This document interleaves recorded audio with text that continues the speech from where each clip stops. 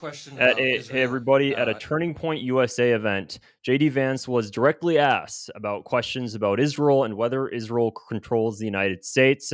He actually did give direct answers, so let's just go through them all. Here's the first one. Towards it.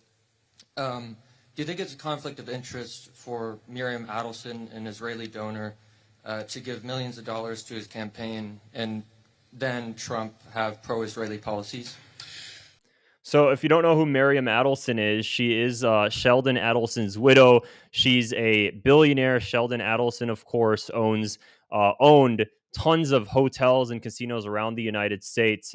Miriam Adelson recently donated $100 million to Trump's campaign, and she is a staunch Israeli American. She lives in Israel. She has a home in Israel. She's a staunch pro settlement individual. So her relationship with Donald Trump has been very odd, and a lot of people are concerned that one of the reasons that she's donated so much money is because she's trying to push for annexation of the West Bank. Let's see JD Vance's response here.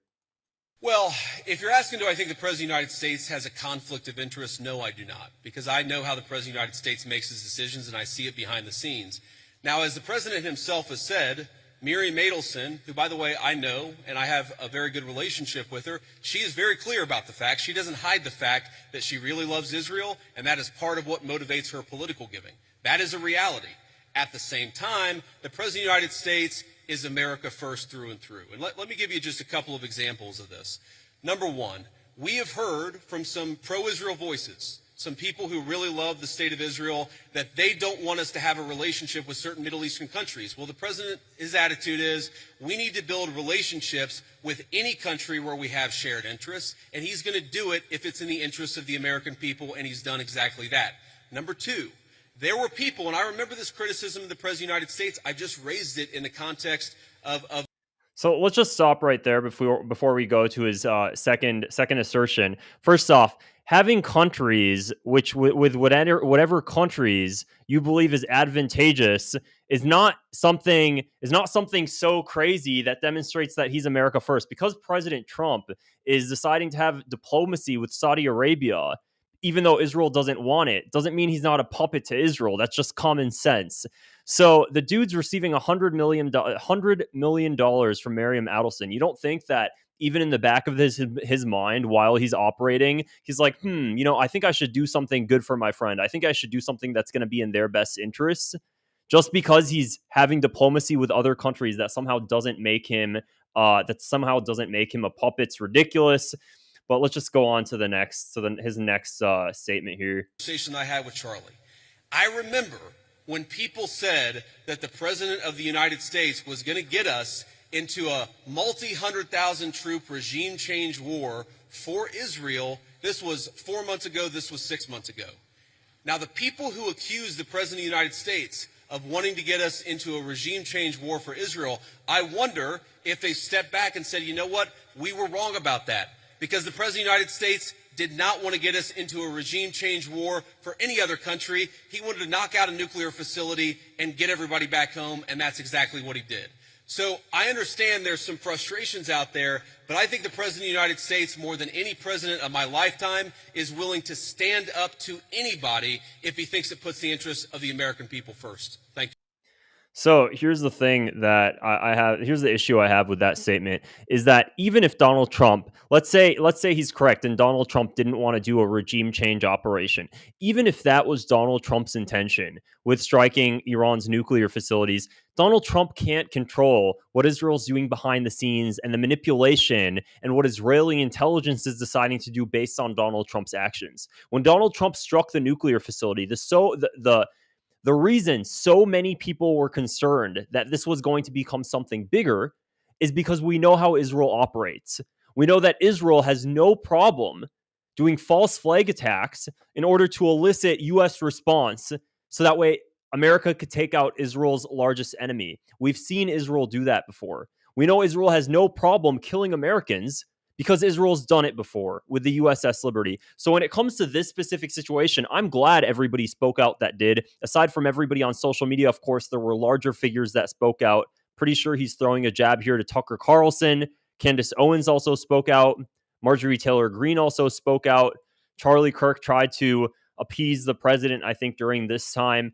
Regardless, it doesn't matter, because what could have easily happened is Israel could have easily been like, let's conduct a false flag attack after the United States does these strikes on Iran's nuclear facilities, blame it on Iran, and elicit a regime change operation, because the United States would be forced to respond. So regardless of how the president of the United States goes about it, it's giving an opportunity for Israel to elicit some sort of false flag attack. This isn't conspiratorial sort of stuff. This happens. Israel has a history of doing that. So this is just being objectively honest about the situation and the kind of manipulative, maniacal country we're working with, and knowing how to go about it. None of this, he doesn't go ahead and actually honestly address the very serious and threatening concern of Israeli influence and manipulation on the United States and on the United States government.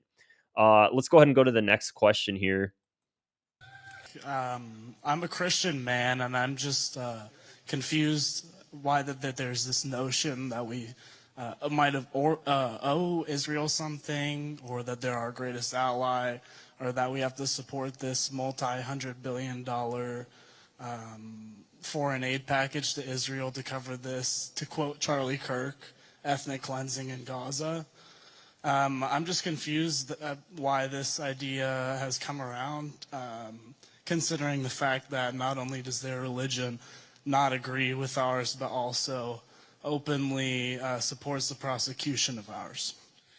Yeah, so let me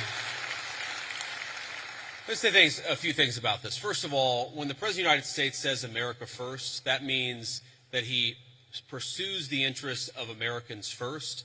That is our entire foreign policy. And that doesn't mean that you're not going to have alliances, that you're not going to work with other countries from time to time. And that is what the president believes, is that Israel, sometimes they have similar interests to the United States and we're going to work with them in that case. Sometimes they don't have similar interests to the United States. And this example, the most recent Gaza peace plan that all of us have been working on very hard for the past few weeks, the president of the United States could only get that peace deal done by actually being willing to apply leverage to the state of Israel.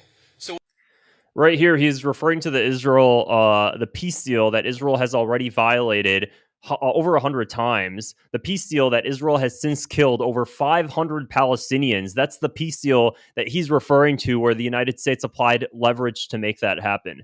The same peace deal where Israel, just within the past 24 hours, has murdered over 50 Palestinian children in airstrikes in Gaza. That's the same peace deal he's referring to, that that President Trump has applied leverage to on Israel.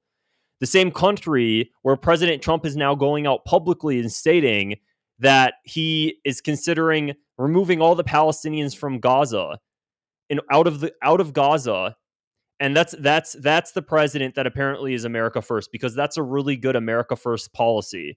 Taking 2 million people out of their homeland and moving them elsewhere is a really good America first policy, regardless of the fact of the backlash that's going to cause internationally, the American isolation when it comes to the international diplomacy. Apparently that's America first, because just taking Israel's heed on everything is an America first policy. It's absolutely ridiculous.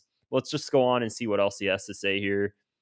Say that Israel is somehow manipulating or controlling the president of the United States. They're not controlling this president of the United States, which is one of the reasons why we'd be able to have some of the success that we've had in the Middle East.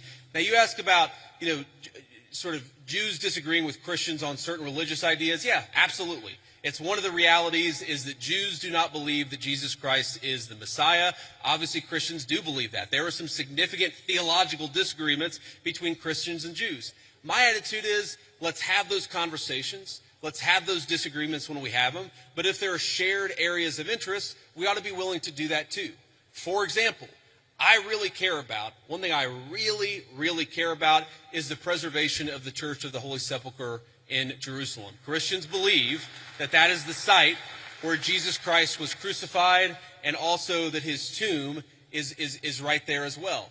My attitude is, if we can work with our friends in Israel to make sure that Christians have safe access to that site, that's an obvious area of common interest. I am fine with that. What I'm not okay with is any country coming before the interests of American citizens, and it is important for all of us, assuming we're American citizens, to put the interest of our own country first. That's what we're going to do. That's what we try to do every single day, I promise. So apparently, America First is sending hundreds of billions of dollars to Israel, is spending trillions of dollars fighting Israel's wars. But aside from that, let's just go back to the very beginning where he talked about the Church of the Holy Sepulchre. I think that's interesting that he noted that. Most people don't know the family that owns that holds the keys to the Church of the Holy Sepulchre, that maintains the Church of the Holy Sepulchre. It's a Muslim family, and they've been maintaining that church for decades. They go in every single morning and they open the doors to the church, and every single night they close the doors to the church, and they maintain the Church of the Holy Sepulchre. The same family and the same families that live in Bethlehem that are consistently facing the brutality of the Israeli occupation. He talks about maintaining the Church of the Holy Sepulchre, not realizing the Christians in Bethlehem that live in Bethlehem, the Palestinian Christians, come forward and they say the reason they're having a difficult life is because of the Israeli occupation that this dude is supporting. No mention of that whatsoever. No mention of the hundreds of billions of dollars the United States has sent to Israel, which doesn't seem like it's really an America First policy there. That's the kind of America First policies that this dude is preaching, not realizing that all of the Christians that are being persecuted right now in Israel are caused because of his policies. During Biden's administration, which was also a horrible presidency, absolutely, Biden put an executive order forward that stated that the United States would sanction settlers in the West Bank that commit violence against Palestinians, commit any violence. And it wasn't just settlers. The executive order stated that anybody that commits violence in the West Bank are going to be sanctioned, whether it's Palestinians or whether it's Israelis. It also stated that any Palestinians that are displaced from their homes in the West Bank, the perpetrators of that are going to be sanctioned.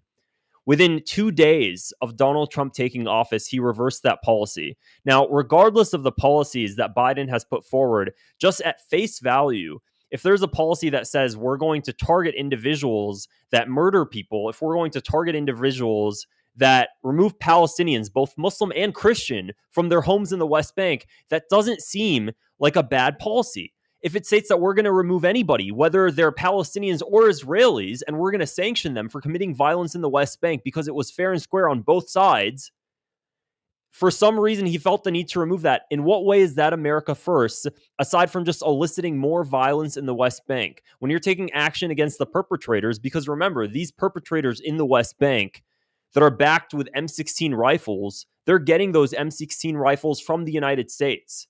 The aid that we give Israel ends up in the hands of settlers in the West Bank that commit violence against Palestinian Christians and Palestinian Muslims. That's where our tax dollars are going. That's not much of an America First policy. No mention of that whatsoever. And it's so interesting that whenever Palestinians are mentioned, the Trump administration only seems to mention the ones that are Muslim because it doesn't really work out for their narrative so much when they mention the fact that there are Palestinian Christians that are being persecuted because of Donald Trump's policies. No mention of that whatsoever. Not even the decency to go ahead and talk to one of the preachers at the Church of the Holy Sepulchre and the Christians that are at the Church of the Holy Sepulchre and asking them what their life is like and asking them what is the challenges that they face day to day because of Donald Trump's policies, because of every president's policies, because of the United States policies towards Christians that are Palestinian in the West Bank. No mention of that whatsoever. So it's all bullshit. This idea that there's some sort of America First policy here when it comes to Israel, it's all bullshit. You know what America First would look like when it comes to Israel? Because there was a president that actually was America First, and his name was John F. Kennedy, and he had a great America First policy to Israel. You know what it was? It was, we're going to treat Israel and every other Arab country and every other Middle Eastern country exactly the same. When Israel wanted to develop nuclear weapons, John F. Kennedy told them, no, we're not going to do that. When John F. Kennedy put forward a policy at the United Nations that would force Israel to accept the 800,000 or so Palestinians that were displaced from their homes during the Nakba in 1947. Okay? He pushed Israel to accept 800,000 or so Palestinians. The United States brought forward that UN resolution. Now, contrast that to today. where Donald Trump is stating the exact opposite, where Donald Trump wants to evict 2 million Palestinians in Gaza from their homes and kick them out of Gaza.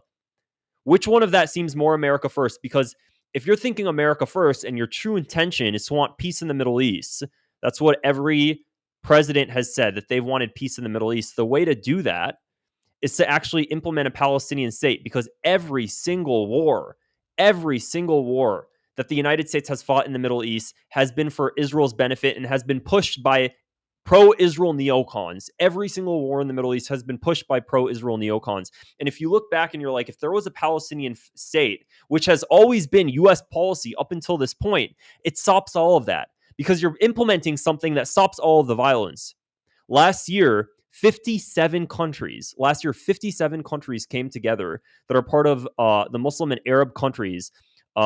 All 57 came together, and I'll pull up the clip here later in my next video. And they all came together and they all said that we will ensure Israel's security. We will absolutely ensure and guarantee Israel's security, and we will all recognize the state of Israel. 57 Middle Eastern countries, Middle Eastern Muslim and Arab countries in North Africa and the Middle East came together, and Indonesia, stating they would recognize the state of Israel if a Palestinian state is enacted at the 1967 borders and Israel recognizes Palestine.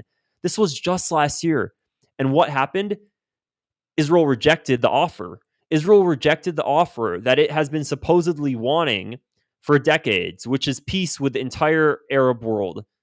All 57 states came together and said that if you were the United States and you know that offer was finally brought to the table, and you know you wouldn't have to spend billions of dollars on foreign aid to Israel every year to ensure its security, and to spend billions of dollars in foreign aid to Israel and Egypt and Jordan every single year, because we basically have to spend money building a cushion around Israel to make sure Israel is protected every single year, sending foreign aid to Lebanon, spending all of this money on Middle Eastern countries to ensure one country's security. And you realize the whole entire Arab world is now coming together stating, we'll all recognize Israel and we'll ensure its security, which basically means the United States is no longer going to have to spend that much money securing Israel's security and no longer having to spend so much money on missiles for Israel's stupid Iron Dome. If you knew that you had that sort of offer, then if you were the United States and you really wanted an America First policy, then you would make sure that becomes enforced, and you would force Israel to accept that offer. Because, if you force Israel to accept that offer, then you're not going to need to spend so much money protecting the STAM project in the Middle East. But what's the United States do? What's the U.S. media do? Absolutely nothing. Complete silence. They act like that offer wasn't even presented. In what way is that America first? Is Forever Wars really America first? Absolutely. There's nothing America first about it. Okay. Our government is bought out by a foreign nation that pushes its agenda here in the United States. If it wasn't the United States, it would be whatever the next global superpower is. Israel does not care that it's backed by the United States. Israel cares that it's backed by a global superpower. And whether the United States empire is here or not, Israel is going to find the next global superpower and latch onto them too. You might have recently heard that just 2 days ago, AIPAC, the Israel lobby, had a conference in Taiwan, out of all places, in Taiwan. What's the larger goal of that? We see people like Rabbi Shmuley coming forward and putting out articles that Israel's focus should be on strengthening diplomacy with China. We see Israeli national news putting out an article that said, as the West dies, Israel's future lies with Asia. Clearly, they do not care who they're backed by as long as it's a global superpower, and we're being sucked off on like a leech. Israel's like a leech on this country, and after Israel's gotten everything it wants out of the United States, it's going to hop onto the next global superpower. That's how it works. And what are we left with? The national debt now is $37 trillion. How much of that was spent fighting Israel's wars in the Middle East?